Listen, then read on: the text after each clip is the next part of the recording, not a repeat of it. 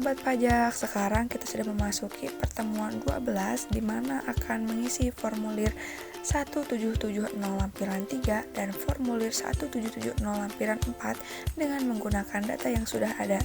Yuk kita mulai. Pertama, kita harus tahu dulu apa aja sih yang ada di formulir 1770 lampiran 3 itu. Nah, di formulir 1770 lampiran 3 itu terdiri atas 3 bagian. Yang pertama, bagian A, mengenai penghasilan yang dikenakan pajak final dan atau bersifat final. Itu berarti bahwa penghasilan yang diterima atau diperoleh akan dikenakan PPh dengan tarif dan dasar tertentu pada saat diterima atau diperolehnya penghasilan. PPh yang dikenakan baik yang dipotong pihak lain atau kesadaran diri sendiri bukan merupakan pembayaran di muka atas PPh terutang, tetapi sudah langsung melunasi PPh terutang untuk penghasilan tersebut. Dengan demikian, penghasilan yang dikenakan PPh final ini tidak akan lagi dihitung PPh-nya di SPT tahunan untuk dikenakan tarif umum bersama-sama dengan penghasilan lainnya. Begitu pula dengan PPh yang sudah dipotong atau dibayar tersebut bukan merupakan kredit pajak di SPT tahunan. Pada bagian kedua ada bagian B, mengenai penghasilan yang tidak termasuk objek pajak.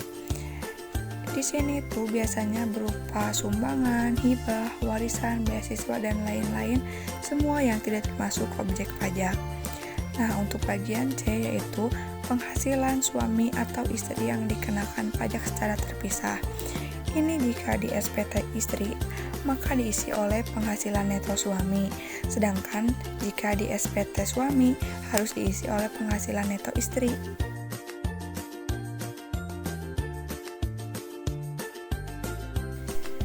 Di sini kita sudah mempunyai data milik Bapak Dadang Abdurrahman, di mana beliau memiliki usaha di bidang garmen dengan omzet mencapai 10 miliar.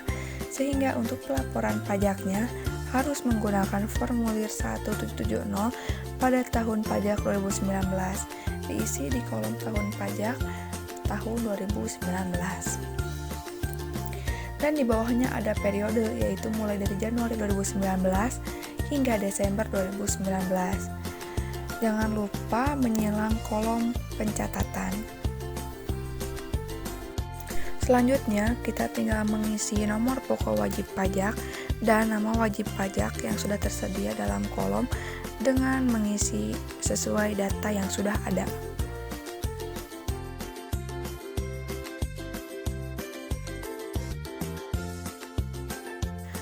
Selanjutnya ke pengisian bagian A, di mana beliau memiliki penghasilan di luar usaha garmennya berupa bunga deposito di Bank BRI sebesar Rp9.875.200 dan dikenakan tarif PPh sebesar 20%. Beliau juga mendapat penghasilan dari sewa kontrakannya di daerah Kabupaten Bibit sebesar Rp25.500.000 dan dikenakan tarif PPh sebesar 10% sesuai dengan ketentuan pasal 4 ayat 2 yang mana sifatnya final. Dan memiliki dividen atas kepemilikan saham di PT Delimatex sebesar 30 juta dengan dikenakan tarif PPh 10% sesuai dengan pasal 4 ayat 2 yang bersifat final. Jika tidak tertera pada data, lebih baik kita kosongkan saja agar lebih memudahkan kita untuk menjumlahkan. Jangan lupa menjumlahkan PPh terutangnya pada kolom yang telah tersedia di bagian A. Dilihat dari data bahwa beliau memiliki warisan berupa tanah senilai 100 juta rupiah di daerah Sakejengkol, Kabupaten Ngamprah. Nah, warisan termasuk pada penghasilan bukan objek pajak. Jadi, data ini digunakan untuk mengisi bagian B, yaitu pada kolom warisan, lalu tulis jumlah penghasilan bukan objek pajaknya. Jika tidak tertera pada data, lebih baik kita kosongkan saja agar lebih memudahkan kita untuk menjumlahkan.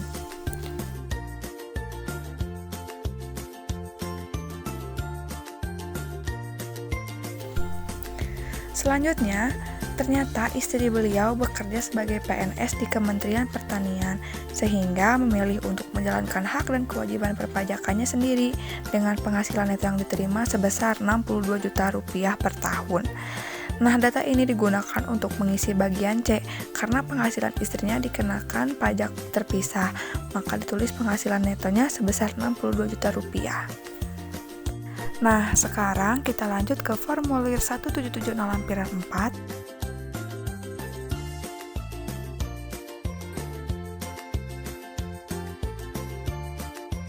Formulir ini digunakan untuk melaporkan harta dan kewajiban atau utang non-usaha pada akhir tahun pajak yang dimiliki atau dikuasai wajib pajak sendiri dan anggota keluarganya.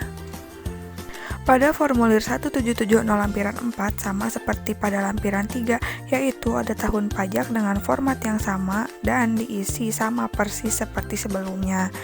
Dan jangan lupa isi identitas wajib pajak seperti NPWP dan nama wajib pajak.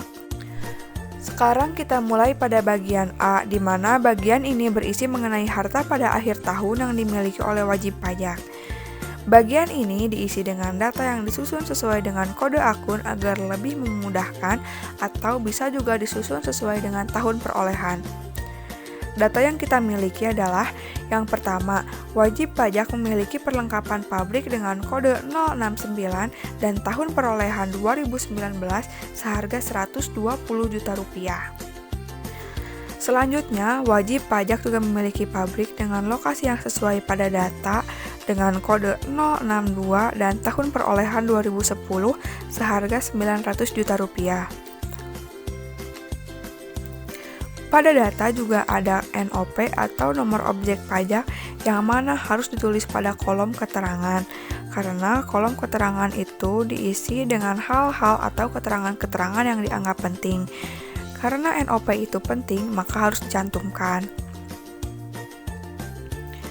Selanjutnya, ada rumah seluas 120 meter persegi serta alamat yang tertera pada data dengan kode 061 dan tahun perolehan 1999 seharga 500 juta rupiah.